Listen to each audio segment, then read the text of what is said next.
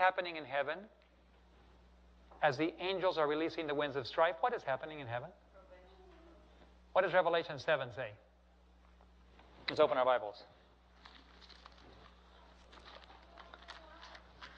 See, now we're getting to the real reason that we need to get serious about things.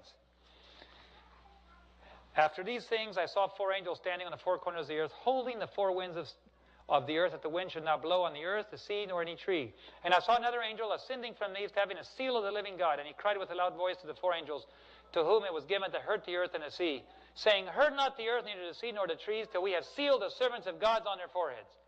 What is happening during this last few months of Earth's history? There's a sealing process going on. Now, all of the Sunday law, the economics, and everything I shared with you kind of drift into insignificance because there's something much, much bigger happening behind the scenes. God is looking at the Seventh-day Adventist Church because they keep the commandments of God and have the testimony of Jesus. He's looking among them to find out anybody who's willing to follow the Lamb wherever he goes.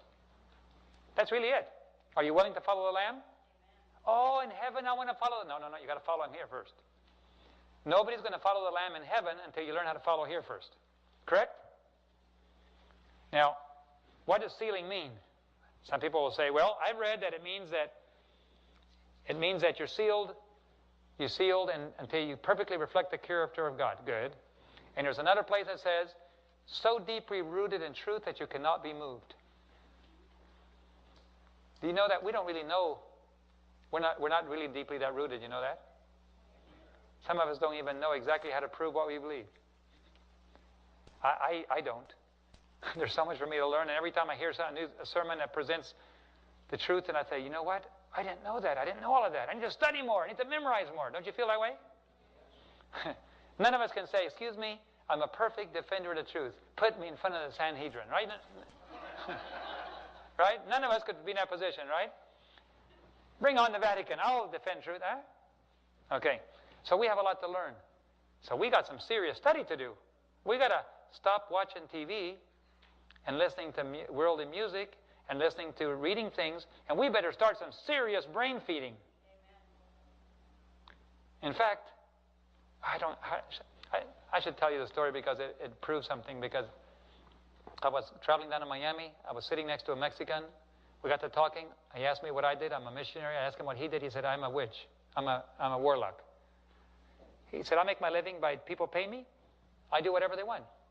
I cast spells on people. Sometimes they want a woman. A man will come to me and say, I want that woman. She belongs to somebody else. She's a wife. Doesn't matter. Give me the money. Boom. I have that home broken apart. That woman belongs to him. I can do it 100% of the time. In fact, he told me, I can take your wife away from you anytime I want and give him to anybody I wish. And I said, no, you can't. Yes, I can. No, I can't. Yes, you can. Nope, sorry. Yes, I can. I've done it to many Christians. Who do you think you are? I'm somebody you can't touch. And he went on and said, well, there are some people I can't touch. Let me ask you some questions. Are all your sins forgiven? Yes. Do you have any secret sins that you're in the closet? They're all forgiven. Okay. Do you watch soap operas? No. Do you read novels? No. Do you memorize the scripture? Yes. Do you listen to worldly music? No. Okay, I can't touch you. But he said, 99% of Christians, they always have something.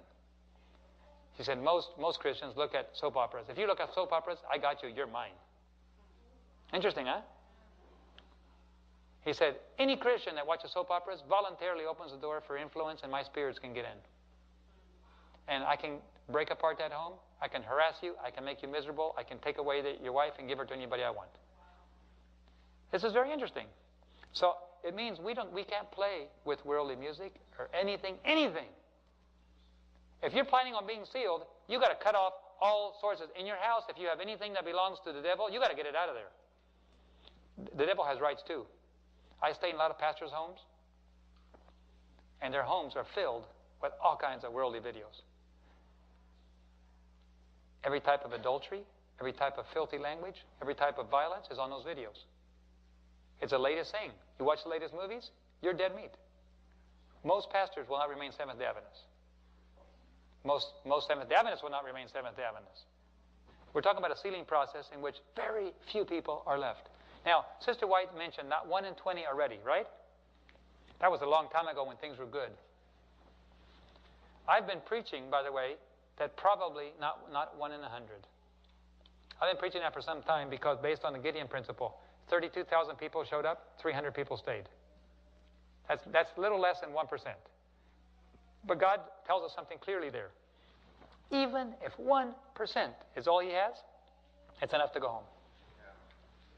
And I was saying, we have 15 million Adventists. One little slightly less than 1% is 144,000. I was satisfied. At least if God can get us 144,000. But you know what? I've become convinced that that is an exaggerated number, 1%.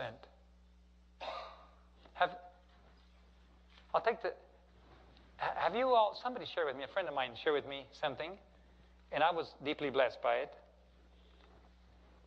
There is a website called forhispeople.com. Have you all read it? The number 4hispeople.com. I read all of it, and I said, well, there's an Adventist elder that's been receiving some dreams. I did not see anything that was non-scriptural, so I sent it to my dad. My dad's a very careful, systematic theologian. That's what he majored in seminary, systematic theology. And my dad doesn't, I see the global picture. My dad always sees all the details. So I sent it to him. His reaction was, I don't know if this is for all the church or not, but certainly I don't see. But I don't think he read all of them. And then I shared it with another pastor friend of mine. He couldn't find another pastor friend. He couldn't find anything. And then I put a little link on one of my emails encouraging people just to kind of read through it. And I got 4 emails back. Out of all the thousands I sent out, I got 4 emails saying that there was a couple of questions on one particular point that they had. And I did not quite see it that way because I did not see it. It involved responsibility and tithing. They felt like it meant do not return a tithe. I said, no. God is expecting you to be responsible always in returning your tithe. But I have to admit, with the tone of the dream, that there are some places I would not return my tithing to. I would choose another church or another conference because I do know that there's some areas that are in total rebellion with God. There is. There are some pastors, there are some administrators that anything that even apparently smells like Adventist, they're hostile to it. Music, traditional mission, prophecy, Daniel and Revelation, spirit of prophecy, they're against it, 100%. And so I said, it would be hard for me to be a member of that church. I would move to another church and return my tithing in a different church. But that does not excuse you from returning your tithing to the church, you understand? Whereas they thought, maybe he's encouraging not returning of tithing. I said, no. He encourages responsibility in the returning of tithing to the storehouse. God has a storehouse. Return it responsibly. And you're not in the freedom not to return it. Anyway, that one point was not something but there was a pastor friend of mine that wrote to him and said, I encourage you to ask God to take these dreams away from you. And I encourage you to tell the angel who comes to you to leave. Do not ever talk to him again. Well, I didn't think that was appropriate. Some other people encouraged him differently. They told him, 1 John says, test the spirits. If they are of God, if the spirits will not confess that Jesus Christ has come in the flesh, it is not of God. So the very last dream he got on mid-April last month, early April this month, isn't it? We're still in April, yeah. It was exactly that. I don't know if you read it or not, but the angel that was leading him went through the whole great controversy. I saw. And when it gets to the end, the divinity of Jesus completely confirmed. Jesus Christ came in the flesh. He is the Son of God. From the very beginning, He's been God all the way through. And there can be no doubt that if that test of 1 John is applied, there can be no doubt that those are of God. Now, of course, we're all scared of such a thing. And I'm always saying, Lord, I'm trembling. Do I want to be part? What if there's some doubt? But you know what? Same thing happened to Jesus. You know that when Jesus was here, do you know how much doubt they cast about Jesus? How could you know if Jesus was the Messiah or not? All you can do is compare the teachings with Scripture.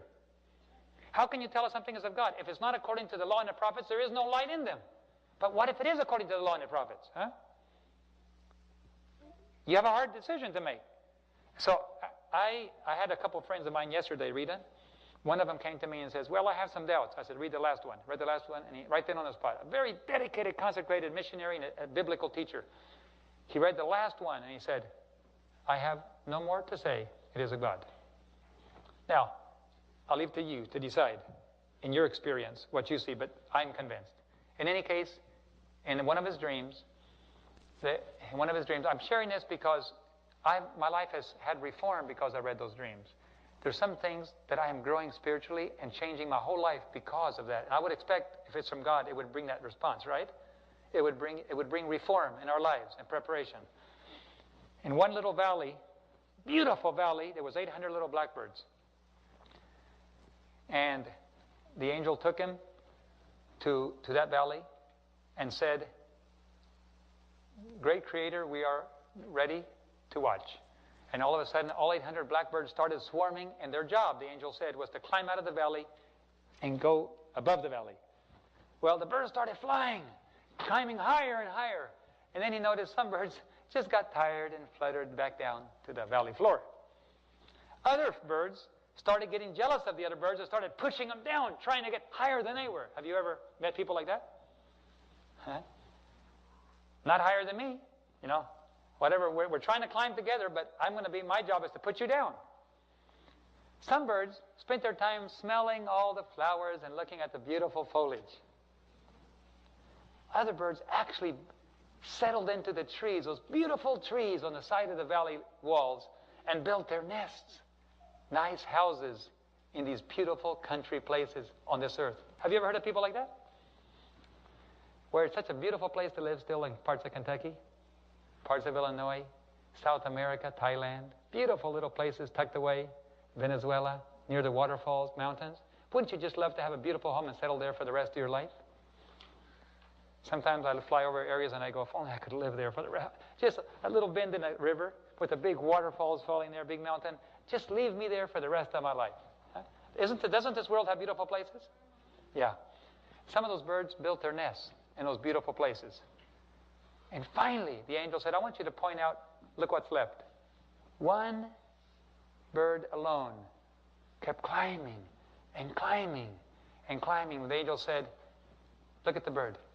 And the man said, he looks very tired. And the angel said, he is very tired. But notice he never takes his eyes off of the goal. Kept climbing higher and higher. And finally, that one bird and that one bird alone made it out of the valley. The angel said, note that only 1 in 800 made it out of the valley. This shook me to my very roots. Because I have been preaching that all we need is 1 in 100. And we're going home. What if that really expresses the reality of the situation? 1 in 800. Today we're coming up on 17 million Adventists. Let me just do a quick calculation here. 17 million divided by 800. 21,250.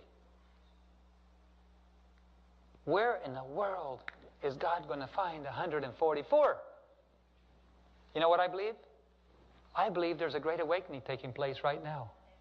And I believe God is going to find His people. But at this point, if the world were to close right now, God would not have completed the evidence He needs. Now, can you be saved, by the way? Can you be saved without being a part of the 144,000? Yeah. Yeah, you can. Did Moses go to heaven after he died? Moses was disobedient. Did he go to heaven? Yes. Did God want him to be like Elijah? Yes. But he didn't make it for disobedience. Do you think there's Seventh-day Adventists that know better but aren't living all to the light that they have, but do you think they might go to heaven? They might. But don't you think God is needing people to live for Him rather than to die for Him today? So if this expresses reality, and if these are of God, it does express reality.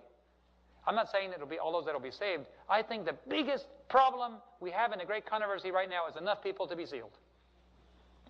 God is not playing games, but He cannot come. Literally, God cannot come till He has the evidence He needs to close the great controversy.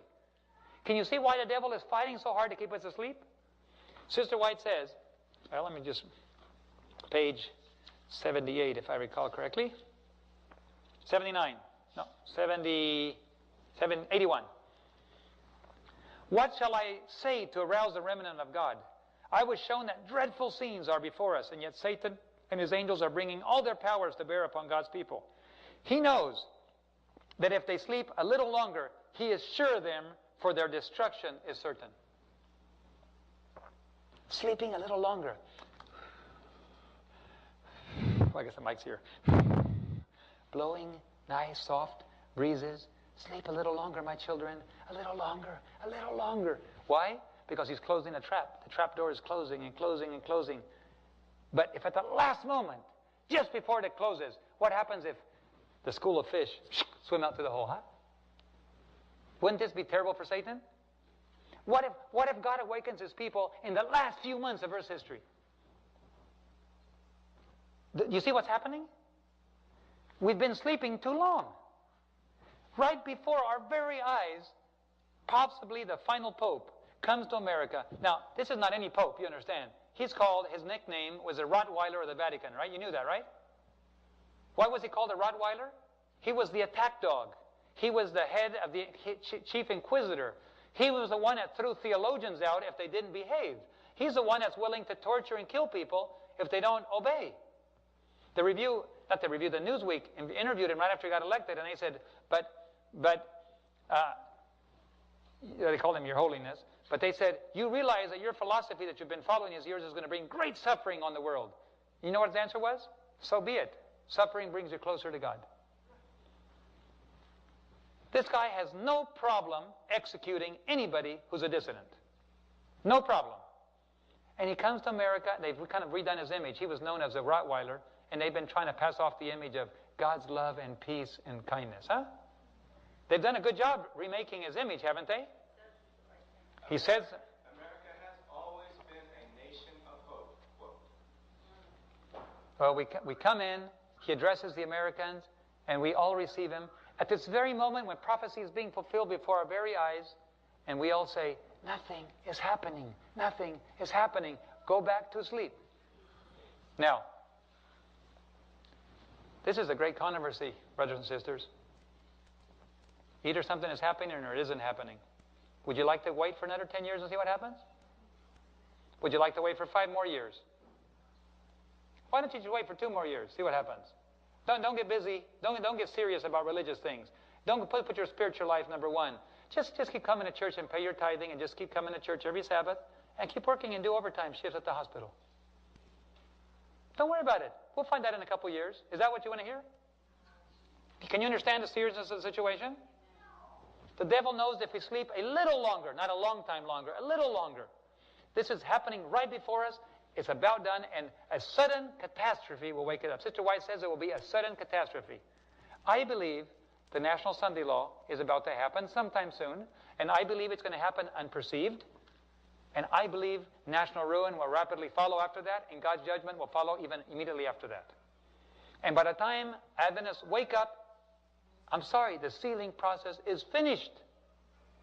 Adventists who knew the truth and did not live it will not have a chance. It will now go to those that are non-Adventists and didn't know any better.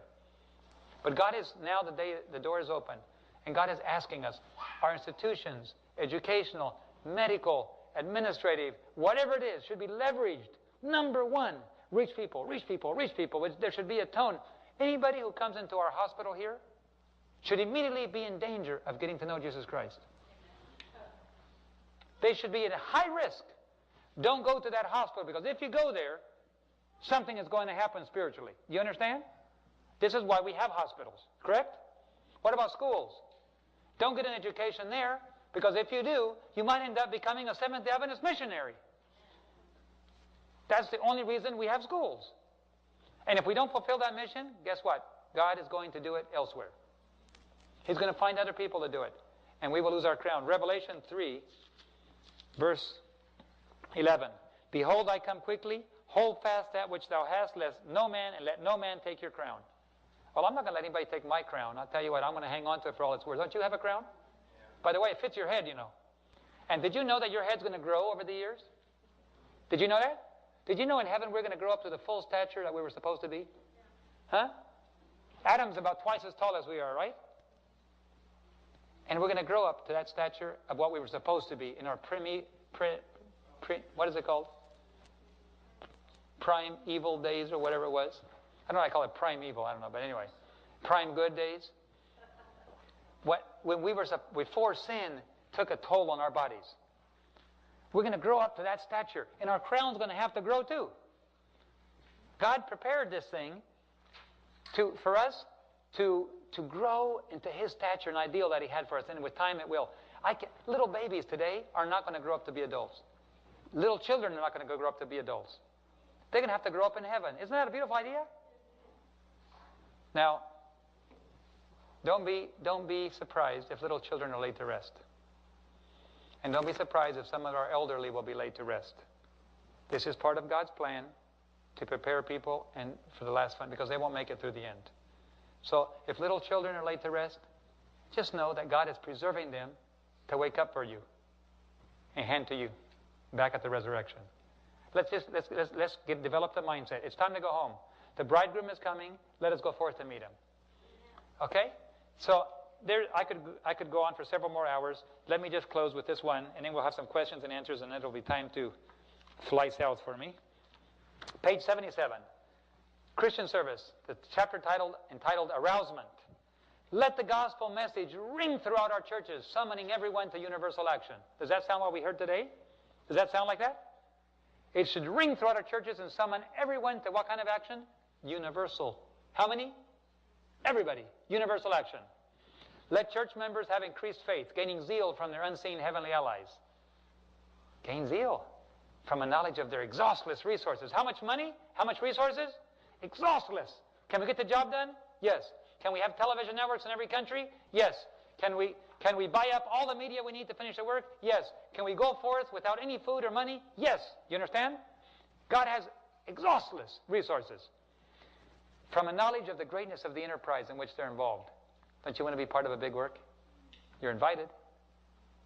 A knowledge of the greatness of the enterprise and from the power of their leader. Those who place themselves under the control of God to be led and guided by Him will capture the steady tread of events as He ordains them to take place. You will understand what is happening if you are under the control of God, to be led and guided by Him. If everything you do is with God's permission and His direction, you will understand the events of what is happening. It says, inspired with the spirit of Him who gave His life for the life of the world, they will no longer stand still in impotence, pointing to what they cannot do. We've done that so long. Can do it. No longer. Instead, they will put on the armor of heaven and go forth to the warfare, willing to do and to dare for God, knowing that His omnipotence will provide for their need. I love that, doing and daring for God. You know what doing means? Get the job done. I don't care what excuses, just get it done. What does daring mean? It means it can't be done, but I'm going to do it anyway. Right? It's impossible, but I'm going to do it anyhow. I don't have the money. It doesn't matter. There's too much opposition. It doesn't matter. There's a phrase, by the way, once you give yourself totally to God and to be led and guided, there'll be some people that don't understand you. Maybe your family, maybe some of your friends, maybe some of your leaders. It happens every time. In fact, in Romanian, there's a phrase that says, the skin of a man with no enemies is not worth 2 cents. Interesting phrase, huh? If you're gonna get up and change the world, guess what? You're gonna have some very powerful enemies. Anybody who does anything worth doing gets opposition. Now, you don't want to cause opposition because you have a rough character, you're discourteous to people, or you hurt other people. That's the wrong type of opposition to have. But if you get opposition because you're doing the right thing, it's okay, right? It's normal. Did Jesus have opposition? In fact, if He came back again today, would He have some? The bigger your enemies, the greater your influence. It's the other way around. The greater your influence, the bigger your enemies. Okay? So don't be surprised if you make a step for God and all of a sudden people go, what? No, shh. And then you say, no, I'm going to give everything to God. I'm going to go all the way with God. Oh, you're radical. No. And it's all of a sudden, your friends that were your friends aren't your friends anymore. This is normal. Why? It's called the shaking process. A straight message brings people into opposition to the message, and then a shaking takes place. When God says reform all the way, everything on the altar, everything, and you say no, you get more and more hostile to the idea of even the thought of giving up everything. So those who are giving up everything are like disciplined to you. You look at other people who gave up everything and they come back shining, the Lord provided for us, and you go, I don't want to even hear it, right? So it happens very subtly, and it keeps going worse and worse. So I want you to know that it's very important that the decisions you made today, that you follow through on them tomorrow and the next day and the next day. And one thing the devil does, he starts getting you to fight each other. Does this church ever have different conflicts? Every little church does. The devil's an expert. Keep them so occupied in internal affairs, they can't do war on the outside. Right? This happens all the time. So therefore, don't you think it would be a good tact to say, you know what? From now on, no matter what people do to me, I'm just going to forgive them. Just forget it. You know where it comes from. It's not that person. It's not Susie who did it to me. It's not Joe who stepped on my toe. They didn't mean it. It was the devil who was trying to get me preoccupied. Just forget it. I forgive you. If everybody forgave each other and let's get on with the business, we could start fighting the enemy. But little issues come up and we spend so much energy and so much time on little issues. The community laughs at the little Seventh-day Adventist church because they're always dealing with internal issues. I don't know, of course, the issues. I'm just saying that I know that every church has them. It's time we get over them. It's time we all get together and make some strategic plans to go out and do community service and become known as the most loving church in Manchester. It's time that it reflects on the work over there. Some of you that have responsibilities, start exercising your influence and changing things so that that hospital becomes the most loving hospital in Eastern Kentucky. When everybody wants to come to the hospital, man, go to Manchester. They'll take care of you. They're just like your mommy. You understand? And if you don't have money, they'll still take care of you because they do it because they love God. You say, but how can we ever pay our bills? You know what? Jesus never tried to do business to take care of his bills, yet all his needs were paid for and his disciples were paid for. And like Guam, a year later, after opening 3 clinics for the community, they're in the black. Now don't tell me, I don't understand how it worked. They didn't tell me the details. All they said is the first year we're in the black. And they did more free clinics than it ever had before, and they're going out there and the community just is loving them to death. Probably it's this way. There's a book, Mission Pilot. Some of you have the book, Mission Pilot. I'm sorry that I didn't have any free copies to bring. I ran out of them. I usually bring some. If you want a free copy, you can download it off our webpage, gospelministry.org. You can just download the book, and Mission Miracles is a sequel. But do you know that I don't even own the rights for Mission Pilot and Mission Miracles? I own the foreign language rights. Spanish. It's been translated into 10 languages. Spanish, Chinese, Korean, Portuguese, French, German, all of that. I own those rights, and we give them away everywhere. But I do not own the rights for English. So legally, every time you go, I put that on my webpage and you download it, it's an illegal copy. Pacific Press owns the rights. And Pacific Press never gives me a problem because they say your sales on your book after all these years are higher than some newly published books. We're selling them like crazy. And I said, you know why? Because I give away so many copies. The more you read the electronic copy, the more you want to buy a copy off of the ABC. And so I give them away all over the world, and I just told Pacific Press, leave me alone. I'm going to give away the book, and you just sell the ones that buy. And they tell you, the sales are good. We won't bother you, David. Just keep doing what you're doing. In fact, you know the 10 set of books called Bible Stories, 10 blue books, what, Bible history, or whatever, Bible Story, right? By Maxwell. We came up with an idea in Bolivia. Why don't we read through the books on television? Like, here's Aunt Carol or Aunt Betty reading the books. Hi, children. Today we're going to read chapter 15 of book number 2, the story of Esther, right? And they just sit in front of the camera, they read it, and we put different different pictures on. We scan the things, and little children are listening. A great little story. Did you like sitting on your mother's lap when she read you stories? Well, don't you think people on TV would like to sit there and listen to some simple little program like that? So we decided to do that. So I had my team call Pacific Press. We'd like to record the video on the books reading on television. Can we do that? Absolutely not. So I said, you guys, you all don't know how to do anything. Good night. Don't you know how to... Let me do it. Picked up the book. Hello. This time I'm going to talk to the Inter-American Publishing Association. They have co-writes. Hello, this is Inter-American Division Publishing Association? Yes. This is David Gates. Oh, hello, Pastor Gates. How are you doing? Yes, I'd like to talk to the person in charge about some books. Sure, just a minute. They connected me to the director.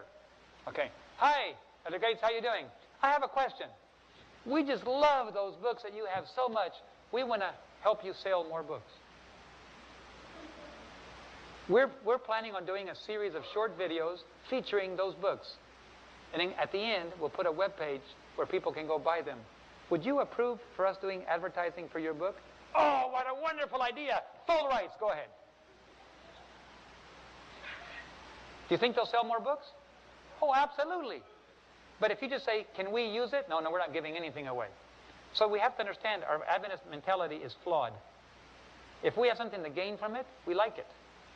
But you know what? This is a flawed mentality. You can't copyright sermons. You can't copyright God's music. And in reality, there's nothing wrong with the copyright, so nobody does it. But you know what? If somebody copies your DVDs or copies your book or does something, that's okay. Why? That's the whole purpose we made them. I was sitting at the International Christian Visual Media. All of the Christian media producers in North America. All the who's who, from Billy Graham to the Left Behind series. I meet with them once a year. I'm a broadcaster, so I get to meet with them. I'm a member. I'm the only Adventist member. And you know what? I hear them stand up. They stand up and say, and these are all the guys that are multimillionaires. They make $30 million movies. Okay? Oh, they don't just make $30 million movies. On the last Left Behind series, this guy gave $30 million of tithing to Jerry Falwell on one movie. You know what that means? 300 million. Okay, so I'm talking to these guys that make these movies, and I hear them stand up. You know what they say? If somebody copies your video, don't worry about it. If somebody distributes it in another foreign country or some other place, don't worry about it. That's the reason we made it. The whole purpose is to get the word out. Good night. I wish I could bring my Adventists by the neck and stick them right there. Sit down and listen to the evangelicals. We're not in here for business. By the way, this hospital is not here for business either. We don't need Adventist hospitals that are in business. We need Adventist hospitals that are in ministry. And if we're going to be in business, we don't need them. We don't. I'm Associate ADRA Director for Venezuelan Union. I would like to say, we don't need ADRA if it's not going to lead people to Christ. It's not just about paving roads, and it's not about just distributing food, which is something we should do and help people. If it doesn't have a link to some kind of fulfilling the mission of the church, we don't need it. Let World Vision do it. Did you know that World Vision builds churches all over the world? When was the last time ADRA built a church? We don't do that. This is a secular branch of the church. Well, I'll tell you what. In Venezuela, every program we do is linked to soul salvation. And if the funds that they're offering us don't allow us to do that, we just tell them we don't want your money. Oh, but couldn't you use a couple $1 million? Well, it's like putting a big... What if you're going in a boat in a circle and you put a bigger engine on it? Will you get there faster? You just go faster in a circle. I'm sorry. I'll get there with my canoe and paddle as long as I go the right direction. So therefore, I'll take some money from over there, a little bit over there, and even if big bucks is offered to me, I don't need it, thank you, because I have a direction I'm going, and your money won't let me go in that direction. So we don't need ADRAs, we don't need Adventist hospitals, we don't need Adventist schools, unless they fulfill the mission of the church. Okay? Now, that might sound like heresy to you, but it isn't. It happens to be called the truth, the true witness. That happens to be the truth. We don't need to waste time in business when we have a mission to accomplish. Is that correct? Does that sound like truth to you? Of course, we got used to getting used to the other, but you know what? Use your influence. Everything you do, make sure the mission is accomplished. Now, look at it from God's point of view. Do you think God is happy with hospitals and schools and churches that fulfill the mission and ADRAs? Do you think He's happy? And what could be better than God's pleasure? You know that God has ways of blessing financially for institutions that carry out the mission? No wonder we're closing a lot of hospitals. We don't need them anymore.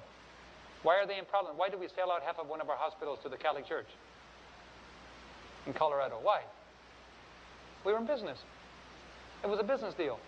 It doesn't matter if Catholic priests and Adventist pastors sit at the same table to run an Adventist hospital. It doesn't matter anymore, does it? No, it's a business. They might as well sell a whole hospital. Why even play the game? I don't know about that one. Well, but I'm saying half Adventist, half Catholic, like we did in Colorado. All I'm saying is, if you're mission-driven, you don't have to worry about the finances. God takes care of it. If you make every decision based on fulfilling the mission, even if it apparently was going to cost you, it doesn't cost you. I've discovered the secret. You never lose.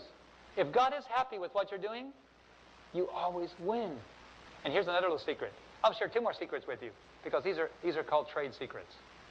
I learned them by experience. Did you know right now that no matter what you do, nobody can stop you? Even if you're preaching the straight truth, nobody can stop you right now. The devil can roar, he can scream, he can do everything, but he's chained. The devil is chained right now. So no matter what you do to carry it, to preach the truth, it cannot be stopped. I've learned that by experience. When the Pope was elected, I realized, man, we got a short time. We better start putting all our good sermons at prime time. I used to put the good sermons, the good ones, after midnight. An evangelical pastor called us and said, I know what you're doing. You're putting on the best sermons after midnight, but we get up with our elders and we still look at them. But after the Pope was elected, we put him on in prime time. 9 in the morning, 1 o'clock in the afternoon, 8, 9 at night. The best sermons, the ones on prophecy that speak it straight. And immediately we got a reaction. There was a movement in South America to take us off the air, and in Bolivia specifically, the Catholic Church began to collect. By the way, you might think it's a Catholic Church against it. They're not. The nuns invited us to lunch. They said, your station is our favorite station. The Catholic Church, the Catholic members actually come and give us offerings. Evangelicals, we're their favorite station. So we're not talking about the hostility of the viewers. We're talking about a hierarchy, right? They noticed the influence. So they started collecting 150,000 signatures to get us off the air. My director of programming called and said, David, we better change our programming. They're going to take us off the air. I said, so what? But David, we're going to go off the air. We got to be careful while we preach. No, we don't. Now it's easier than tomorrow. Tomorrow's only going to be worse. And she told me about the 150,000 signatures. She said within 2 weeks, they expect to be able to go to the government with a petition to take us off the air. I think that's God's problem, not our problem. Besides, too much of a headache. If we get closed, I can sleep better at night. And then God knows how to keep us on the air if He wants to. I really don't want to do business unless God's protecting it anyhow. Why should I waste my time? I don't mind doing it straight. Let God protect me. Surround me with angels. I've been assaulted by gangs in Peru. My angel appeared by my side and pulled me out. I've been hijacked. I've been beaten with clubs. Excuse me. I'm used to walking in dangerous situations, but if God didn't save my life, I'm dead meat already. How many of us could say that if God hadn't protected us, we'd be dead already? Many of us, right? So therefore, we have nothing to fear in the future because God's already saved our hide so many times. Let Him save it again. Because He would have to save it because we're doing the right thing. We're not doing the wrong thing. So you know what happened?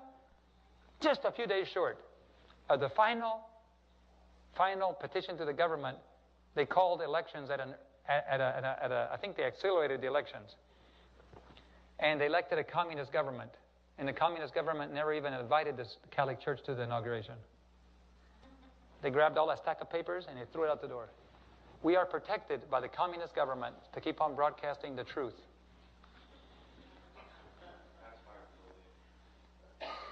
So I want to tell you that the left is less dangerous than the right now. And in fact, another little insight. Did you know that Rome already owns America? They got the Supreme Court. 5 out of 9 judges are Catholic. They always vote as a bloc. Anything they want to do, they can do. The president will give them anything they want. They are ready to act in North America right now, except they got a big problem. They got a problem with the left. In South America, they lost Venezuela, Bolivia. They're losing Chile. They already lost Brazil. They lost Ecuador. They lost Nicaragua. Right now, the majority of South America is going left, and Rome doesn't know what to do because every time a left comes in, Rome is out.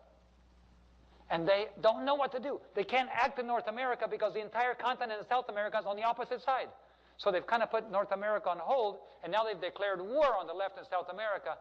You know, during the Reformation days, while Martin Luther was preaching everywhere, did you know that God brought in the Turks to fight them?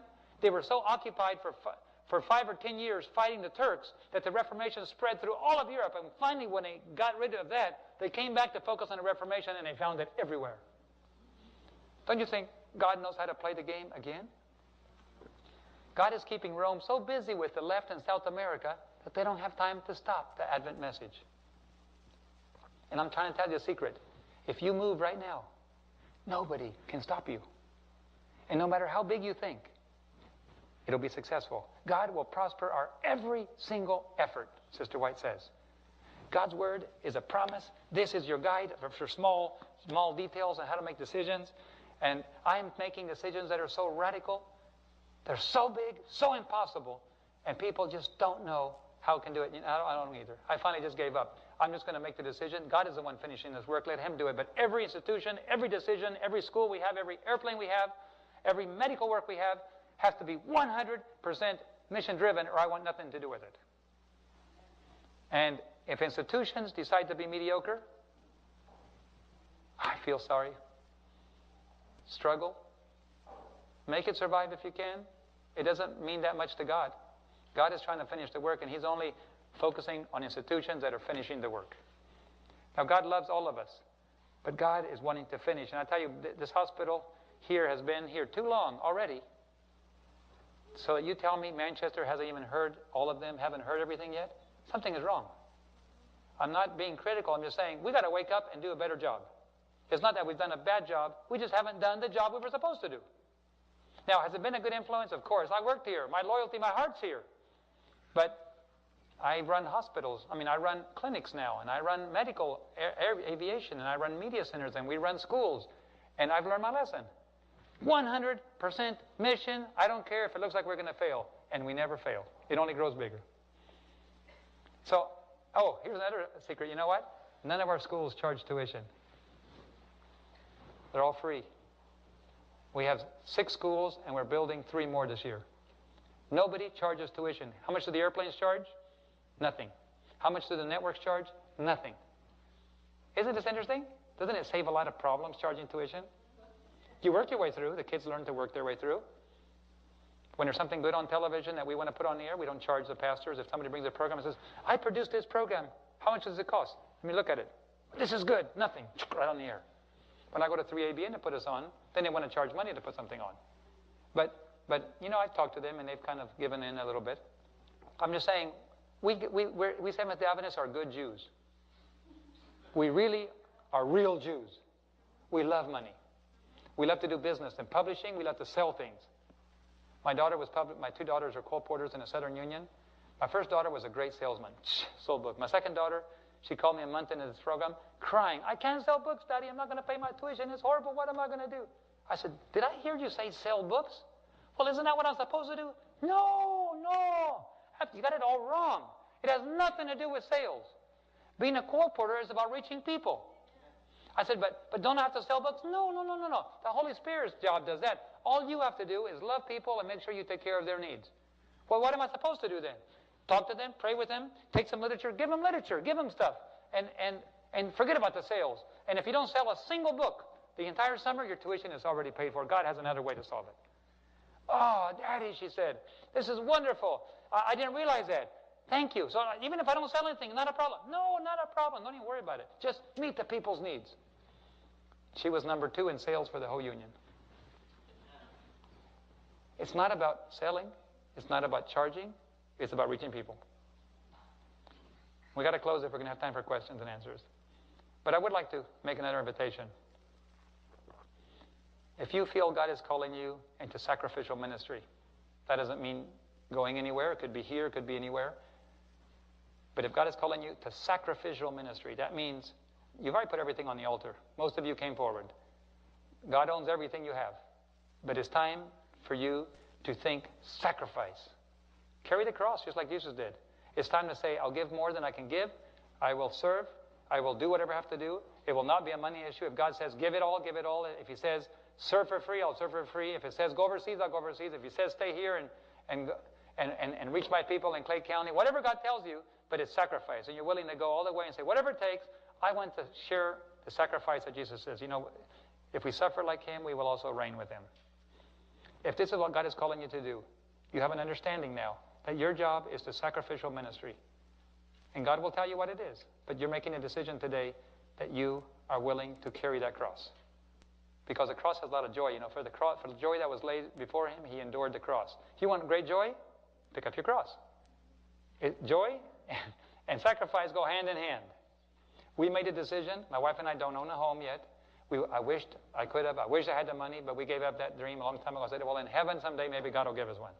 I mean, He will give us one in heaven, but maybe someday we'll have to wait. But we've sacrificed a lot, but we have the great joy of reaching hundreds of millions and new networks, and the Philippines going up, and Hong Kong, and China going up, a media center, and in Mongolia, and in India, and in Europe, 3 networks, and South America. I'll tell you, I don't know how to explain the joy. I don't know. Who am I? I'm just a jungle pilot, barefoot Indian jungle pilot, raised in a bush. But God has given me the ability to make decisions that influence the entire world. It's a joy. I don't know. I can't wait to get to heaven. I wish it was tomorrow. I want to count the souls. I'm just clink, clink, clink, clink, clink, clink, clink. People never met before. They're going to be there because of the decision that my wife and I made. I invite you to make that same decision. And if God is speaking to you and you're willing to do that, would you come forward for a special prayer of dedication?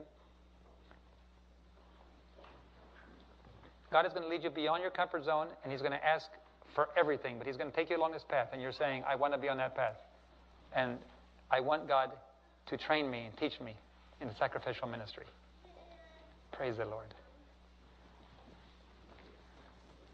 You know the devil is scared here right now, right? Because the decisions that you're making, this is really penetrates into his area. He's really, really upset. So you need protection, don't you? Protection means you can't have anything in your house that belongs to the enemy. When you go home tonight, you got to clean those shelves. If there's anything there that belongs to the devil, get it off the shelf. Get it out from where it is and burn it.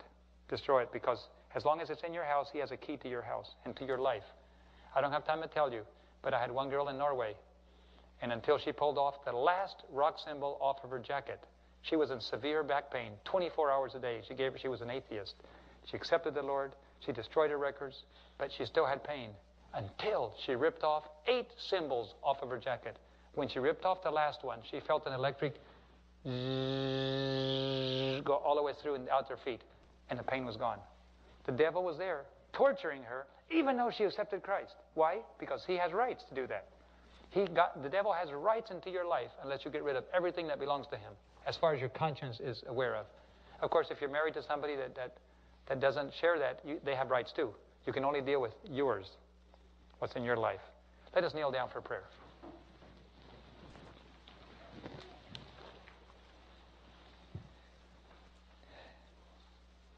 Heavenly Father, thank you for loving us so much that you've given us a wake-up call. 9/11 was a wake-up call. Even with all its terrible consequences, it was a wake-up call. And what's going to happen next, unfortunately, will be much, much worse than 9/11. And that might have been the last wake-up call. But right now, you've given us another wake-up call. You've given us a chance to understand the shortness of time. We don't know the day or the hour of the final crisis. Worse yet, the day or the hour of your second coming, which will be after that. What we do know is we are living at the very door of eternity. It's about to swing closed. And for the Seventh-day Adventist Church, it will be the last opportunity. Because after that, the door will be closed to those who knew the truth and did not follow, and it will open up to those who never know. But today, we have an opportunity, and we have knelt before you here. We accept, Lord, first of all, that you own everything we are. And now we accept, Lord, that we want you to carry us along the path of letting go and being involved in sacrifice so that you can carry out the work that you want. Our influence, our resources, our time now belong to you. Whatever you say, we want to obey. And every day as we get up, we ask you to help us to renew this pact and guide us, fill our minds with the spirit of prophecy, texts that will help us to know how to act in certain circumstances. Fill our minds with biblical promises that will root us firmly in the foundation of our doctrines and beliefs, and help us to fill our minds with things that are spiritual in nature, from music to literature, things that will build us. We don't have time for chewing gum. It is time for solid nutrition. Lord, take out of our lives that which doesn't belong. Convict each of us. Take our things. Take us into sacrifice. Help us to shed everything as we go. Let down the cord from heaven. Help us to learn to hang on to that cord. Make it grow. May our faith grow so someday we can hang our entire lives and stake our lives on that experience. Pour out your Holy Spirit on each one that's here, every family represented here, our loved ones, our children, Lord. The young people today are taking over the vision of our church. This is wonderful. It's a fulfillment of prophecy. Bless those young people. And we as adults, help us to encourage them and support them financially in their mission trips and their vision. Help us to be there for them with counsels and wise advice. Help us to participate with them. By all means, don't let us block them, but help us to guide them along the way so they don't make the same mistakes that we made when we were young. Be with our church leaders, our pastors, Lord. Many of them are still asleep. Some are partaking of the world liberally. And they have no message to give because they themselves are not converted. And Lord, at the very highest level down to the lowest level, there's a polarization happening. Please, pour out your Holy Spirit understanding on your people, Lord. We pray for the 144,000. We don't know who they are, but we certainly would like to strive to be among them. We want to live for Christ. We want to follow the Lamb everywhere He goes. But we have a preparation process. None of us are there yet, but we want to be. So please take us. Help us in our character to reflect your character. Help us to be rooted so we cannot be moved. You have heard our prayer. We thank you for hearing it in Jesus' name. Amen.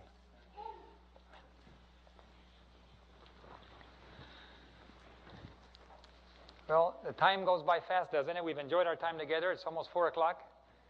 Could we have about 15 minutes, 20 minutes of questions and answers, if there is? It's easy to spend an hour, by the way, on questions and answers.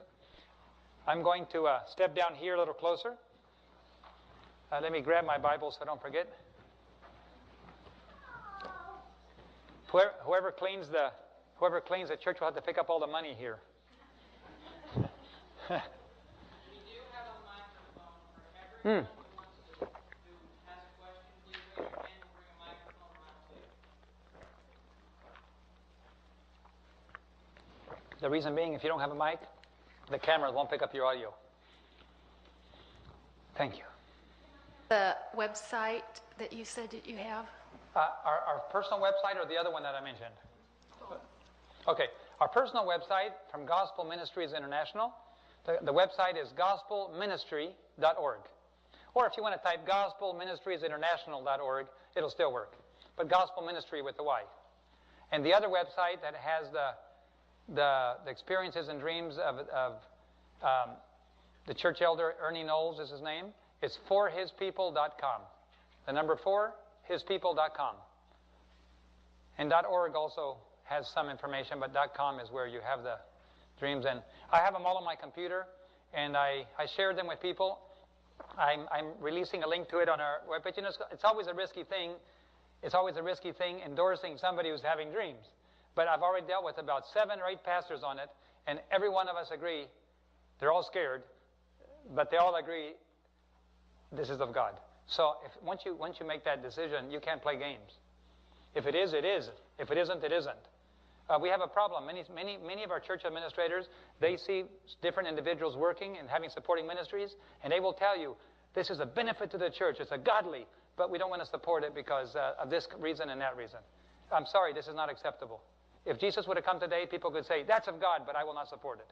They did the same thing with Nadolazeca. They did the same thing happened with her, and that was of God too. Still is. Yeah, because... The what? Okay. The reason is it doesn't quite fit into our expectations. Can you imagine Jesus? Can you imagine God giving miracles to the 17-year-old girl that didn't even have a 3rd grade education? I mean, that is the craziest thing you ever heard of, isn't it? Why does God do that? I have no idea. Why does He pick people that I don't think are qualified? And if only He would only give the visions to our leaders at the General Conference, they would solve everything. Wagner and Jones. Why did He give Wagner and Jones the visions, knowing full well that Elder A.G. Daniels would oppose it? You see, I don't know why God does this, but he seems to pick on the weak all the time.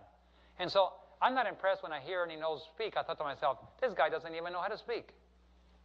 But why did God pick him? I don't know. The messages, I believe, are from God. So I can't criticize the messenger.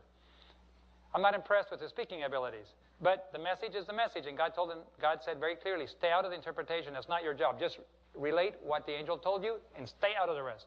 Take it to God if there's a problem. I'm standing with it. I'm taking my neck way out. But you know what? Every time you stick your neck out for something that's godly, God always honors you. You don't get nailed. You get honored. I've stuck my neck out so many times thinking this is the last time I'm ever... That never happens. The lightning strikes and you don't get burned. I've been struck by lightning from the highest levels several times, and I always get protected. My division president will stand up for me. My union president will stand up. And at the end, I'm still traveling everywhere and still preaching everywhere. God must have a message he wants to get out. So, same with you. I just share my story. It's hard sometimes when your friends don't understand and some leadership doesn't understand. It's hard. But you know what? It's not going to change. It was hard for John the Baptist. It was hard for Jesus. It was hard for the disciples. Let's just get used to it. When there's a reform message and a revival message, it's always going to have difficulties to advance. So let's get used to it. And pray for your leaders and pray for your pastors because they're making big decisions and they're under pressure too. Okay? It's not easy to be a pastor today in North America. In Europe, it's even worse. In some countries in Europe, if you even mention the word E.G. White, you get fired from the pulpit. Germany, for example. So if you really believe in the spirit of prophecy, you got a hard time being a pastor in Germany. In Austria, you can do it. Austria has very good theology, but Germany reeks with problems. Anyway. Okay, that was a long answer to a short question. Another question? Great. No, I know there is. There has to be. Can't imagine there isn't. In fact, once you get started, it probably can't leave.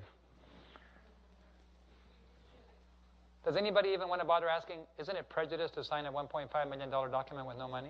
I mean, not prejudice, isn't it presumption? I'll answer that question. Well, but, there's people say, the Lord told me to kill somebody. And so today weird things happen. And you say, how can you know? Remember those people that one time they were led by this angel that told them all kinds of stuff, and finally the angel told them to go kill somebody? The devil acts like an angel too, right? And somebody says, God told me to. That's no longer a reason, right? So I tell people, how can you tell a difference in presumption? If you look in the Bible for presumption, you will find it occurred twice. Once when God told Israel to cross over the river Jordan, and they didn't. They said, no. That was presumptuous. And then God said, okay, you're going to die in the desert. And they said, no, we're not. We're going to go take. That was presumption again. Both times, direct disobedience. Obedience is never presumption. Anytime you do what God tells you to, it's called obedience, not presumption. Now, you know what is presumptuous? When God tells you to go into all the world and preach the gospel and you say, no, but I'm sure we're God's people, he's going to bless us. Now that's presumption. Presumption is being disobedient while still expecting God's blessings. And we as a people have been very disobedient. We have spent the money that God gave us in North America on us. While on the other side of the world, they don't have the money. God gave most of it to us. And we've been spending it on our houses and our cars and on our... Now, I mentioned earlier about summer camps for our kids. A lot of good things happen at summer camps, but you know what? That was mission money. They started building summer camps because they stopped giving to missions greatly. There's nothing against summer camps if we had excess money, but we took it out of mission field and we started building. A lot of young people have been blessed at summer camps. I've been blessed at summer camps, but not if it's mission money. It's like if I take tithing and build a nursing home. A nursing home is good, but it's not for tithing. You understand the difference? So the money that God gave us for missions is not to be invested on ourselves. So that's why I wasn't trying to say nothing good happens. It does happen, but let's be aware. God gave us money in North America for one purpose, to finish the work. And presumption is moving forward by faith. Disobedience is presumption. Presumption, if you look at presumption in the spirit of prophecy, it's always linked to sin. And so whenever you're obedient, you're not being sinful, you're being obedient. And risking everything you have to carry out the gospel and go into all the world and preach the gospel, that's called obedience. It can never be called presumption. Now, can there be bad managers? Yeah, there's some people that don't know how to manage money. They should never be placed in a position of management of money. And put them in something else. Put them into praying, changing diapers, helping kids, teaching, something. So there's some people that have skills, like a musician is a musician. A pilot is a pilot. A manager is a manager. And we all have different talents and skills. And there are some people that never pay their bills. They never know how to be responsible with money. So I don't think God would call them to manage a $1.5 million television station when they can't even pay the electric bill. You understand there's a difference, right? So people sometimes are poor because they're bad money managers, not because God called them into poverty. So assuming that you're a responsible position and you know how to manage your resources wisely, God's still going to put you way out beyond your comfort zone to do something for Him. And if you don't know how to manage money, God will probably call you to a non-management money position to do something for Him. There's room for everybody. But God will put you where your skills and talents are that He gave you. Okay? Question here. I'm not sure how to formalize the question. It's a question as much as a comment. But when I look at how the Lord spoke to those who spoke against Moses and his leaders, and I have to deal with that today. I love the leaders of our church, and yet I see mistakes. I love the brothers and sisters and members in my church, and yet I see mistakes. Somehow, is there a way in there to balance that and not just negate the value of our leaders, but to support them even when they're not leading just right? Do you understand? Yes. What I'm trying to say? Whenever we look at humans, we see problems, right? Right? Including any of us. Yeah, all you have to do is look at yourself and you realize how weak you are. And so therefore you know you cannot be we're all role models, by the way, whether we like it or not. But we can look at ourselves and say, man, I'm not the best role model in the world. If only somebody I was sitting in church today and listening to the sermon and others, and I was thinking to myself, there's so much I don't know. I don't know how God could even think of using me to be a role model when there's so many doctrines I don't even know how to prove from the Bible I haven't learned. In other words, I spend most of my time on revival and of the church and waking up and working, and I wish I could do more time just studying the Bible and learning new things. And so, what's that? Yeah, that's basically its function. So I feel like, Lord, don't send anybody to me who has to go defend the faith in front of the jury. You know, I still have so much learning to do. So, yes, first of all, human beings are not perfect, and we need to be patient with everybody because we're not perfect. Now, the one thing that God has a hard time tolerating is open disobedience. That doesn't mean He can't forgive. But if you're going to be a leader and you're living in disobedience and known disobedience to God, you know, God doesn't need leaders that live in open disobedience because it creates, for example, in Bolivia, you don't know anybody in Bolivia, so I will tell you, but the previous union administration, they would have their union board meetings at the university. And the university does not allow meat foods to be served at the university. No students, a cafeteria does not serve meat foods. But whenever they would have their board meetings at the university, they would pile a table with every type of meat they could bring in, right in front of the students. Now you're coming to serve your tray. You're a meat eater. Maybe you're a non-Adventist. And you can't even eat chicken there. And you come there and you look at the president of the union and the treasurer and all the board meeting, and they have every type of meat. The fatted calf is cut out and split open there. What is your attitude toward the church? It's kind of like saying, let me hold up the rule for you and let me slap it down. You're not allowed to eat meat because we hold up the standards, but I am the administrator. I can eat meat. In other words, this kind of thing God does not tolerate. Because you either live what you preach or you get out. And we have a lot of this in the church. God has men and women of God at every level, high up and down, and the church too. But I want you to know, I haven't talked about it, but so does Satan. They're called the synagogue of Satan. And they're inside it. They say they are Jews, but they are not. They do lie. I could say it differently. They say they are Seventh-day Adventists, but they are not. They're lying.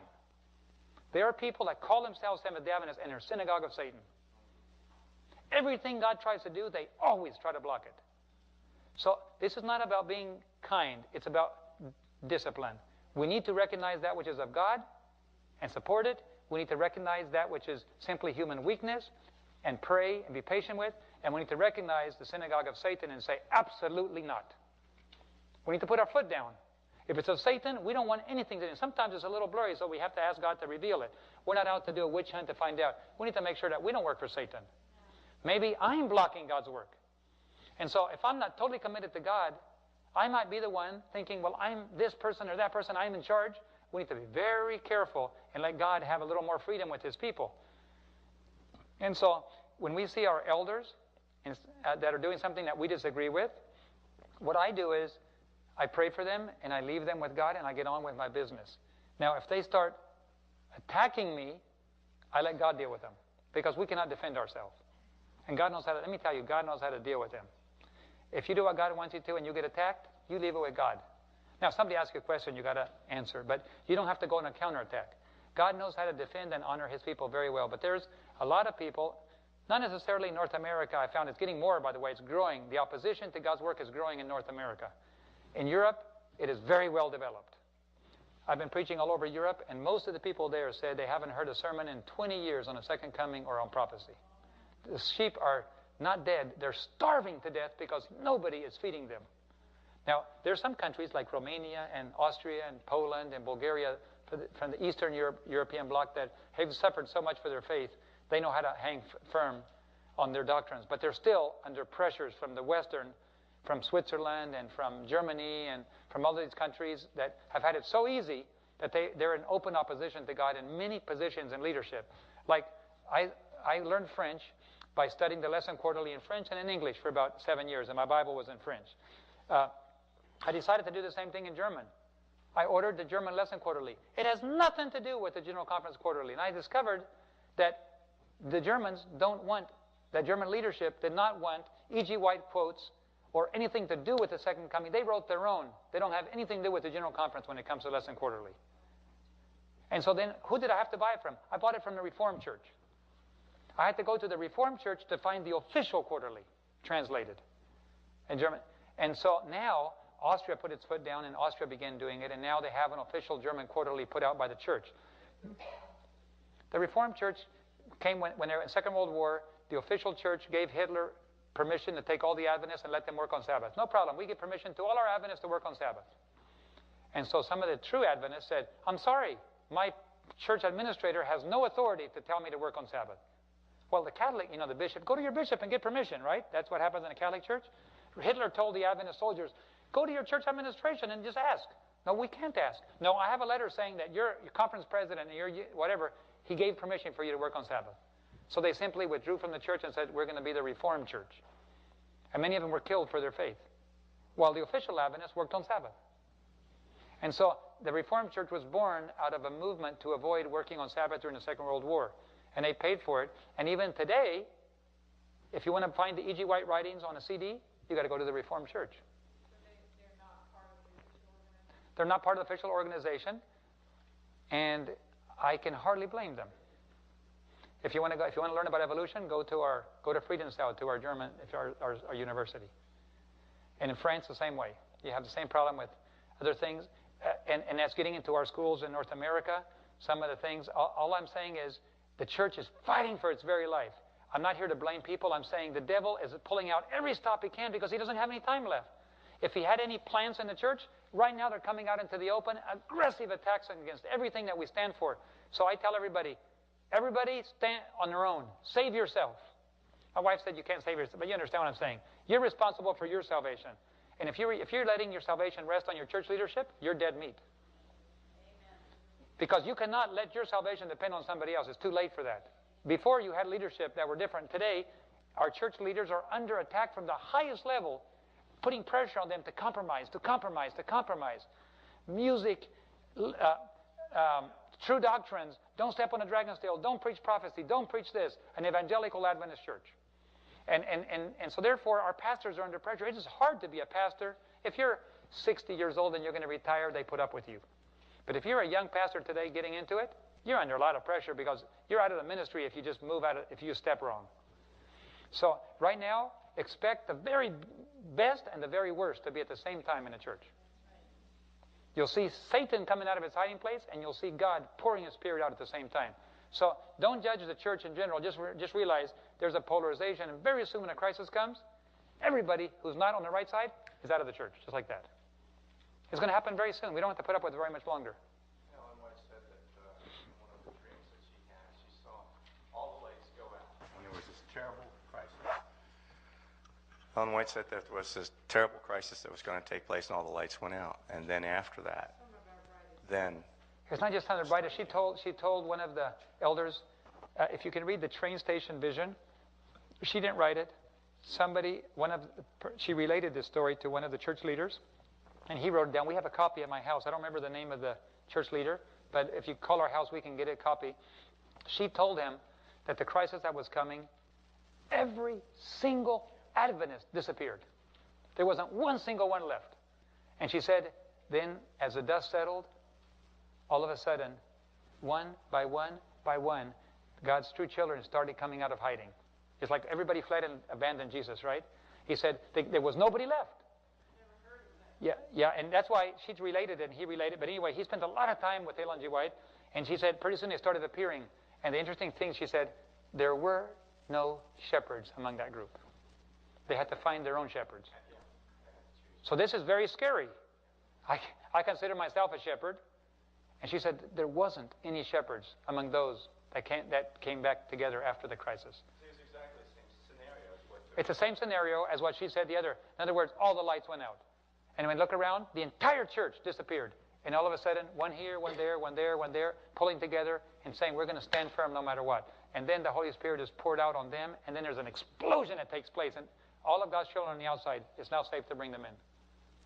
But the crisis that's coming will be a sudden and unexpected disaster. Sudden and unexpected, that means it could happen today. And that's going to cause the crisis. So let's be standing alert, and let's get ready. Please, if you're going to speak, please raise your hands so we can get you on a mic. In giving God ownership of all of our belongings, my interpretation is that includes our family, ourselves, our life. We're giving Him everything. And I just wanted your perspective on that. Yeah, okay. Yes, first of all, you have to recognize that God placed you didn't give life to your family. He placed them in your possession to be care for them, right? And so therefore, we cannot be possessive. In other words, we need to realize that we are to be the most responsible, loving care of our family for right training and right discipline, but eventually, the final person in control is God. And if He takes them from us, He has a right to lay them to rest. He has a right to call the shots in their lives. So I have to give God the ultimate authority in my wife's life. If God asks my wife to do something, I have to say, you're in control. She belongs to you. If she feels convicted, if she needs to do something. So I should not be controlling of her spiritual life. We should help each other, build each other up. And yet, at the same time, the lines of control ultimately rest not in my hands, but in God's hands. So that I release the ownership of my family to my Heavenly Father, who's ultimately responsible to preserve them, and I pray for them, and God can deal with them. On our personal assets, there's no doubt whatsoever that God should have total control of them. He owns them whether we say He does or not. And He can take them from us anytime He wants to. So therefore, my job is to say, I recognize your ownership and lordship. Tell me what you want me to do. And if that dream is correct that Sister White saw, right now, God is asking Seventh-day Adventists to move toward poverty. He's asking Seventh-day Adventists to let go, and put it into His work as He impresses them. Because someday, very soon, we will lose it all anyhow. The tragedy of it is, many will lose massive amounts of resources, and it will come down like a mountain to crush them because they would say, if only I knew. Well, they could have known. They never asked. So what a joy will be when that crisis happens, when you have already liquidated your assets and put into God's work under His orders, and you will say, all my assets have been turned into souls. All my treasures are in heaven. I have nothing left. Neither does anybody else have anything left. But I don't have anything to lose. You see, it's a wonderful thing not to lose anything. And so therefore, instead of having it taken from you by force or losing it through a catastrophe, it's better for God to prepare you in an orderly manner, dispose of your assets until finally you're just hanging on to God, and suddenly the crisis happens. Nobody has anything, but you didn't lose anything. So that's what God is doing with His people today. And I feel sorry for those that are wealthy. I have no idea what they're going to do. I just spoke 2 weeks ago in Collegeville Academy, and there is a couple billionaires sitting in there. What does a billionaire do? Now, I have friendship with some of them, and they're talking, they're looking, they're asking the right questions. Praise the Lord for that. Others are hostile to the idea. They like being billionaires. I have no idea what does a billionaire do at the very last, when everything's going to close down. I can't even imagine the value of souls. They could turn billions of souls in. This is a big responsibility. Being rich right now is one of the most horrible things I can think of right now, because you got to give account for all of that. It's like buried treasure. and you're going to bury your talents. And having a business worth billions and not using it for mission and losing it all, that is such a heavy responsibility. If you all are able to move toward liquidation as God tells you, and slowly getting leaner and leaner and leaner until the time is that you walk away from everything, you are among the very most fortunate and blessed. Those of you that have accumulated over a period of time, this is a big responsibility. Take it before God and fall on your face and ask Him to lead you and help Him to tell you, because you don't have too much time left. It's almost too late. It's almost too late. The day will come very soon when you're going to give money to some missionary and nobody will want to even use it. You'll give me a $20 bill and I'll say, nobody will change it. I don't know how to spend it. Nobody will take it. What about $20,000? I just got a $150,000 gift for Romania. A Romanian doctor in Loma Linda gave us $150,000 to pay for the satellite uplink that's going to send a signal in Romania. We got a license. The government hasn't given a license to anybody, not even the millionaires. They just became part of the European community. Everybody wants licenses within that European community because they're special privileges. And we got it in 15 minutes. We turned in our application, and 15 minutes later they gave it to us. And there's billionaires sitting outside waiting for license. No, no, no. Well, we've been praying for the license, and now we got $150,000 to buy the dish, some equipment to put it up. And you know what? I told the doctor, I said, I'm glad you did it now, because if you'd have done it in 6 months from now, I can't guarantee that it's even possible, because it's going so rapidly down. Just from between now and last year, the U.S. dollar can buy is only worth 2/3 of what it was worth a year ago in Europe and in South America. The gasoline in Brazil, it's gone from 3 reales per dollar down to 1.9 reales per dollar. It's 1/3 right across the dot. It's not worth very much anymore. Very soon it's going to be worth less, half, fourth, 1/8, 1/10, nothing. And so you can see that he was happy. He only told me, I'm just glad that I gave it to you. He said, did you realize this is not even a sacrifice for me? I don't even have to think twice about this money. I'm not sacrificing anything, David. This is extra money for me. Imagine, there's people that can give $150,000 without even thinking twice, and there's no sacrifice involved. He said, I only wish that I could learn how to sacrifice. He goes, be praying for me. You see, there's a spirit coming into the church. God is beginning to lead His people to actually enjoy giving and sacrificing. If you give without sacrifice, it's a wonderful thing, but you don't get the same reward as if you sacrifice. When you do it through sacrifice, there's a greater joy level. If you give a beggar 10 cents, what joy level is there for you, huh? Do you get joy out of giving a beggar 10 cents? But if you help somebody go to the hospital and pay for their hospital bill, and it kind of hurt you a little bit, it's kind of like when they're healed and they go home, you go, yes! So there's a difference in joy. Okay. Another question?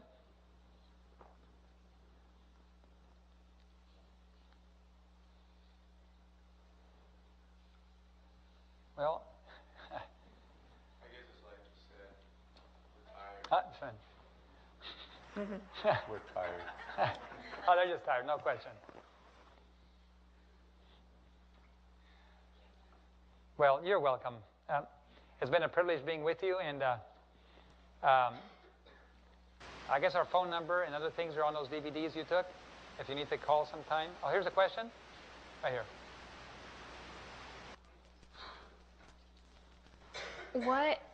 What is needed? Like, if I have no connections that keep me from doing anything, I can do anything that God calls me to. What is needed? We have young people that come from all over the world, from Asia, from Europe, from Canada, North America, Africa, that come and serve in different projects. A great many are university students that take a year off to be student missionaries. If you go to the General Conference website, AdventistVolunteers.org, you'll find some calls in Guyana and Grenada. Because I work in that division, I can vote everything through the General Conference. But I don't work in other divisions, so there has to be just direct relationship volunteer.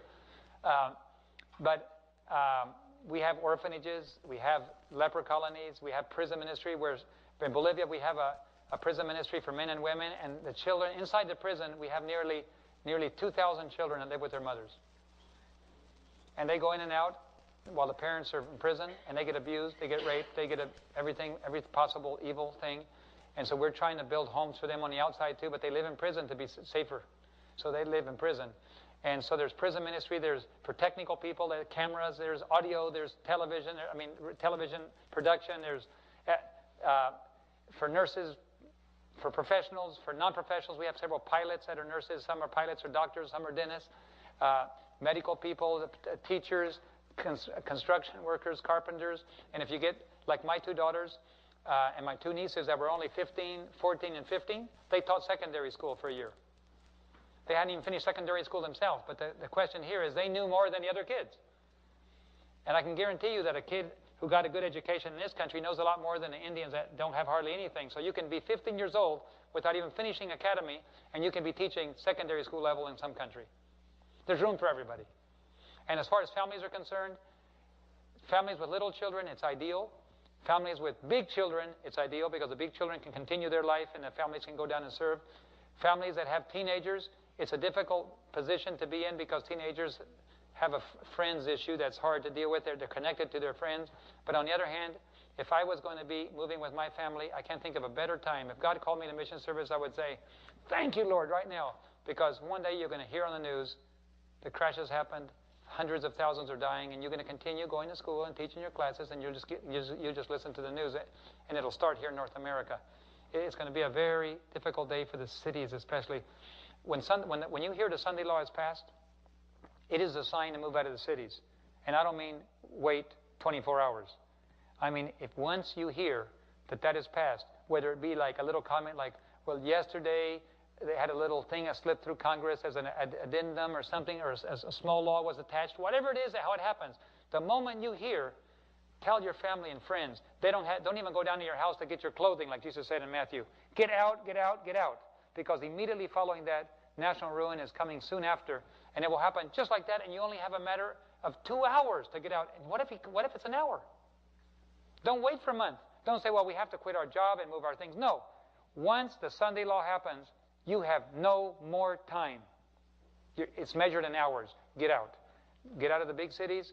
Go to the isolated areas. You're living in a good area here, but some of you have family that lives in big cities. Some of you do. And the big cities are going to be tombs.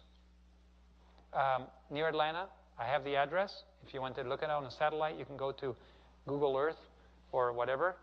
But you can go drive there if you want. Near Atlanta, in a little town, the government has 500,000 casket liners in storage. Each one can hold 5 bodies. They each have a lid, and they're waiting in Atlanta. And I bet you every city has one. I bet you every city, major city, has one. The government knows they're going to have to pick up a lot of bodies soon. You don't just store 500,000 casket liners just because you want to store something.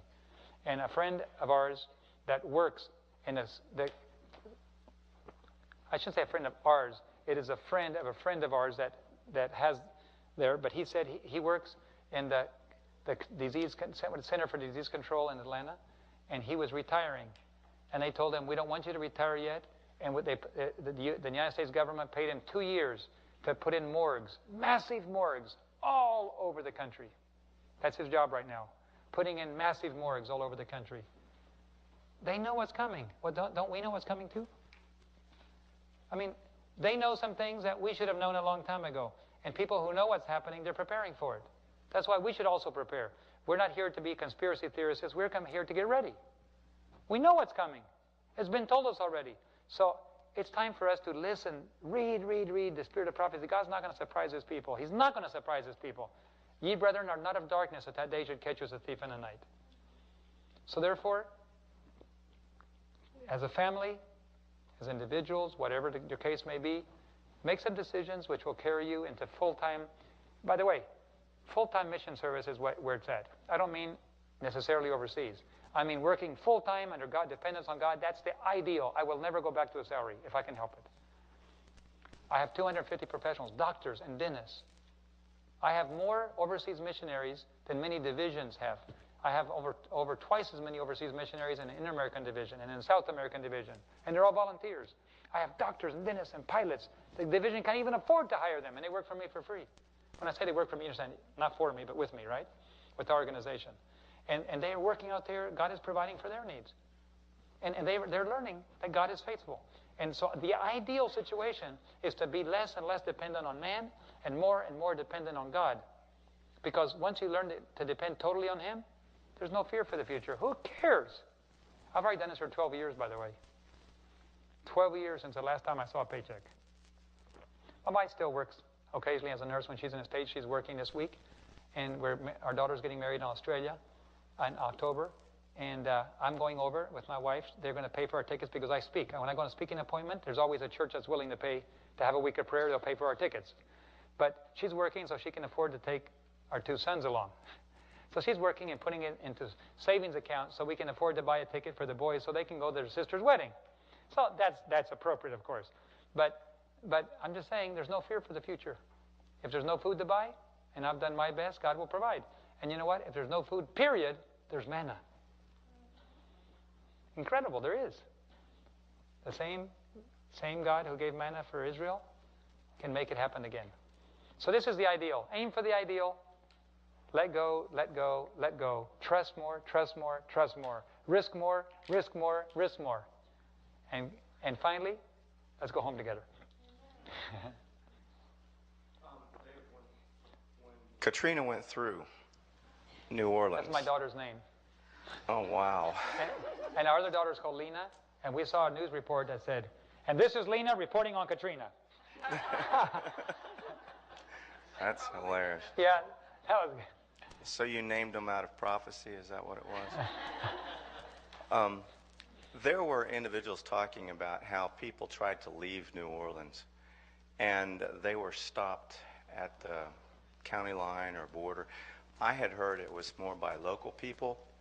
They said, you'll go back home, you will not come and ransack our places. I wondered if you'd heard anything about that and whether it was actually military who had turned them back at that point in time. The people I've talked to that are from New Orleans, it was military. They were not allowed to leave. They tried to cross the bridge. They were locked off. And then the helicopters came and blew their food off the bridge, and they were stuck there and they had to go back. And basically New Orleans, the best I can tell, and I'm not an authority on it, but the best I can tell is they were doing an experiment. They were trying to see what happens to a city when nobody comes in and nobody goes out. And it was a mini test run. So basically, they were all guinea pigs. They just let them ransack. Policemen were breaking in to homes and stealing food with using their weapons and everything. Policemen became just as bad as all the gang members because they were hungry. And that's what's going to happen in the cities. The policemen, the firemen, everybody that's in there. Of course, the mayor's going to leave on his helicopter. And those who have helicopters of their own, they're going to get out. And those who don't, who have to drive out, that's why the generals told their wives, have your cars packed with food and head to the mountains. You have 2 hours. After 2 hours, you're dead meat. And these wives have found out that all of their other wives have told. Now, we have a nurse down in Bolivia, and her brother is the head of special forces in Iraq. He's one of a special corps of force. And she talks to him once a week. He left the church years ago, so she talks to him and prays for him. She said, hey, brother, I need to ask you a question. Is it true what David Gates told us? That once a crisis happens, that people have to leave within 2 hours and everything is going to be sealed off? He was silent for a while and he said, yes, but only the military was supposed to know that. Yeah. And this is, whether you hear it or not, most people won't leave. Like if this was New York we were in right now, and I'm going to be speaking in New York sometime soon, if I tell them this, the majority of people who hear me, they will not leave within 2 hours. Even if they hear it, did you know that in every crisis, there's 3 types of people? There's about 5 to 10% that move immediately. There's about 5 to 10% that panic. And there's about 80% that just freeze, catatonic stupor. In airplane accidents, when 2 747s collided, one was taxiing out, the other was taken off in the Tenerife Islands. The passengers that got out said they had to crawl over all the other passengers that were still alive, uninjured, strapped in their seat, but they were in a catatonic stupor, and they would not get out. So the other passengers just crawled over their heads and got out. The majority of people just freeze. 9/11, most everybody just froze until that's what happens in a church too. The majority in a crisis will just freeze, and they die. And those that panic die. So the only people that are saved are only those that move immediately. They know what to do. They're alert. They have a plan. And unfortunately, probably the same thing is true of the church as far as numerically. We're just like everybody else. Divorces is the same. Why wouldn't disasters be the same too? But those that followed Jesus' warning in AD 70 were saved, right? Do you want to repeat that again? Didn't the historians say that those that fled when Jesus had said to in AD 70 were saved in the destruction of Jerusalem? That's correct. Those that are alert and are aware did not lose their lives. And those that right now are getting ready and alert and reading. If you don't know, you can't do if you don't know. But if you are reading and following the testimonies and what God asks you and feeding your mind on God's Word, when it happens, God is not going to leave you in the dark. You will know immediately what is happening because God will make sure you know. And if you obey instantly, you will be saved. Now, there's going to be a lot of people that will be lost, God's people, that will die. They don't have to die. It was not God's intention that they die, but they didn't pay attention. They can still get to heaven, but they aborted their service a lot early.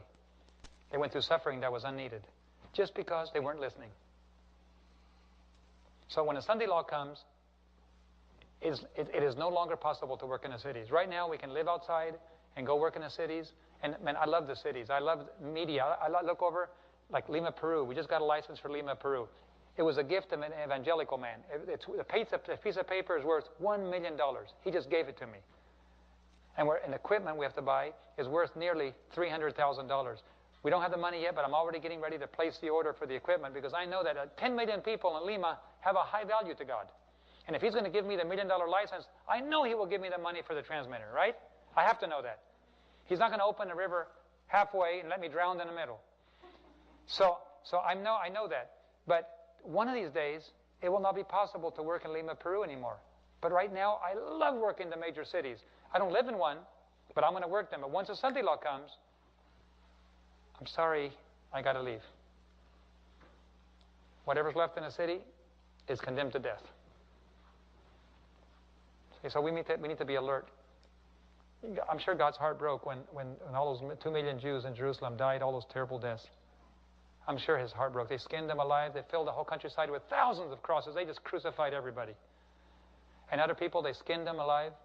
Others, the sons of the chief head of the chief priests, they tied them to chariot wheels and they raced around until they were dead. Others, they put them on the wheels and they just ran them through hot oil like this and burned them. Others, they boiled to death. I just can't imagine. I don't know how a divine heart can even tolerate without turning its face away. But they were warned. Only God's children got out. So that you can imagine what's going to happen when there's no food in the cities. Imagine New York being closed off completely. There's going to be roving gangs of armed men raping, stealing, murdering, anything for a while. And finally they'll get so desperate they will anything they can get. And pretty soon they will start killing themselves off. You don't want to be inside those cities. You might as well roll over and play dead early in the game. You don't want to be at the end. And so it's better to listen to God and be attuned. God knows how to protect his people, but there's also judgments of God coming. Large, Sister White saw it. I saw large balls of fire. I woke in the night scene. It was showing me large balls of fire falling into the mansions. People said, "You knew. You didn't tell us." Well, why? Who? Have you heard any evidence lately preaching that large balls of fire are about to fall? Yeah, we know, don't we? We're not preaching it. It's not part of our sermons. We need to make it part of our sermon. Large disasters, God's judgments are about to fall on this earth. Get ready. Networks are preaching it. Yeah, they're having movies about it and everything. Those dreams, too, address that issue. For his people, they address that issue. It's frightening that what's coming on the earth. Very frightening. Sister White said words cannot describe it. Normally, you can describe it, and it's not as bad as you describe. But what's coming ahead of us, it will be much worse than we can possibly describe. I can't even imagine. I can't even sleep at night if I start thinking about it. It's time to warn the cities. Get out, get out, get out. Not just get out. Get ready to meet your God. But first, the churches. Why warn the cities when the churches aren't even ready? God's own people don't even know. So I spend most of my time in churches, wake-up calls, get ready. And many, many, many people make their choices, and I'm just thrilled to see the changes many families do. Other times, I hear rumors where we're doing damage control. Like, damage control? Just repeating what God has said is coming on the earth, and it's, get ready, it's damage control? Anyway, we have to. The blood is not on our hands if we tell people. And I hope it's been a blessing for you. Other people say you're just scaring people. Well, of course it's scary to a certain extent what is coming. But isn't it wonderful that God gave us time to prepare? I mean, would you rather the doctor not tell you you have cancer and just let you die, or would you rather the doctor tell you you have 6 months to live? It's better to know ahead of time so you can start preparing. Your estate, your children, go out with your children, spend more time with your wife, do more what you have to do, instead of saying, why am I getting worse? Well, the doctor was trying to be kind to you. He didn't want to tell you that you were going to die. I'm sorry, that's not kindness. Kindness is when you tell people, get ready to meet your God. You've got 6 months, maybe. And all of a sudden your priorities change. So the kindest thing you can do to people is say, what's coming in the future is not going to be easy. It's going to be very hard. But God needs people to live for Him. Totally committed, willing to follow all the way. It's the most blessed message we could have. There's other people preaching Daniel and Revelation. Beautiful truths, by the way, are coming out. We have no new message, but there is new light on the old truths, which make it look so much more fuller, so much better. It's amazing what other people are teaching. I'm reading this, I'm going, oh, I'm glad somebody's doing that. And for example, one little piece that stuck in my head that I never thought about before is beautiful. Who was the first Elijah? Elijah the prophet, right? Who persecuted him? Jezebel. A lady. Okay? What was his dress? Simple or complicated? Simple dress. What was his food? Simple. Who was the second Elijah? John the Baptist. Who persecuted him? A lady. Was his dress? Dress and food. Simple. What about the third Elijah? Us. Who's going to persecute God's church? A lady called the false... Huh? The prostitute, the whore. Right. And guess what their food is going to be? Guess what their dress is going to be? Doesn't it suddenly confirm in your mind that we need a reform in dress and food? See? The more we understand, the more you see the big picture. The Elijah message is more than just Jesus is coming. It's a way of dress. It's a way of food. And so all of a sudden when people say, you know, let's reform and dress, you don't go, why? We have a right to dress. Excuse me? You have to understand the Elijah message. It involves much more than something. And all of a sudden, our simple foods. Well, I have reform and diet. I'm working on it, and God is helping me. And all of a sudden, I realize I'm not overweight, but I need a reform in food. Because I need to get back more toward the ideals. I am. God is making victories in my life. And help understanding the Elijah message more fully help me to realize if I'm going to preach the Elijah message, I got to get back to simple diet. You see, it's a wonderful thing. So I was in the Philippines, and somebody rose their hand and said, well, if we're going to get back to simple diet, you know, we live on the islands. We eat fish here. Jesus ate fish. What is wrong with eating fish? If Jesus ate fish. And I said, and he didn't have the wrong attitude. He was asking just out of real sincere, you know, because it was a great revival we had there in the Philippines. And I said, well, you know what? To be honest, it's not even about fish. Jesus ate fish. But for 40 days, he didn't eat anything. Jesus, before he could really minister, God had to put him through complete diet control. Now, if you can go through 40 days without eating fish or anything, maybe God wants you to eat fish afterward. But God is preparing you to go hungry. And if you cannot refuse to eat fish because you like your fish, forget the 40 days of fast. You'll never make it. So I said it's not about fish at all. It's about discipline. If you have total control of your appetite, then you're now qualified to carry out a massive ministry for God. So I said, what God wants you to do is to avoid some of the diseases that are coming on the earth that didn't exist in those days, number one. And number two, He's trying to prepare you, discipline-wise, spiritually, to have total control of what you eat, how you dress, and what you feed your mind. And I said, so if He says no fish, don't argue with Him. Say, yes, sir. And it's about discipline. That's all it is. It has nothing to do with this or that. Now, today there's so much more carcinogens than there was in the time of Jesus. Now we know through the China study, the book on the China study, we know that every type of animal protein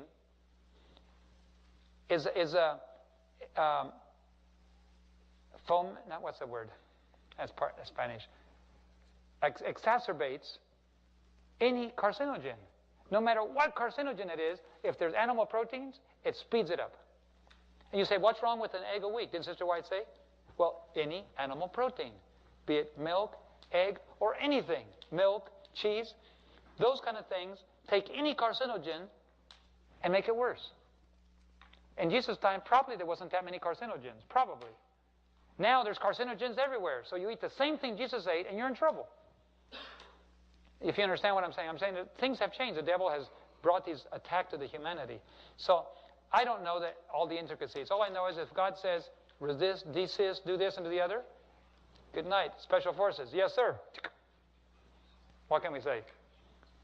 If you're going to follow the Lamb all the way, get ready to get hungry. You're not going to die, but you certainly are going to go through some hunger, because most people, right then, just a little bit of hunger, they're out of here. You know what America's going to do without food? Can Americans live without food?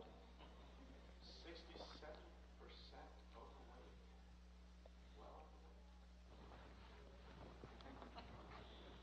Forget leaving the cities. They can't leave the cities. Okay? Anyway, God is merciful to us. God bless you. Thank you so much. He's given us a beautiful opportunity together. I hope the DVDs are good. There's 6 hours there of messages. The last few details I shared with you are not on there because that was a year ago. Some of them are new. God bless you. Who knows how? It was 5 years since I came last time. And maybe I can bring my wife next time. Maybe it'll be sooner, hopefully. But we don't have 5 more years probably. In 5 years, we may be on this earth still, but it won't be the same world anymore. God, the final crisis will rapidly lead in to God's second coming, which will be soon after. We don't know what that period will be exactly. Some believe it's 3.5 years. God will probably cut it short in righteousness.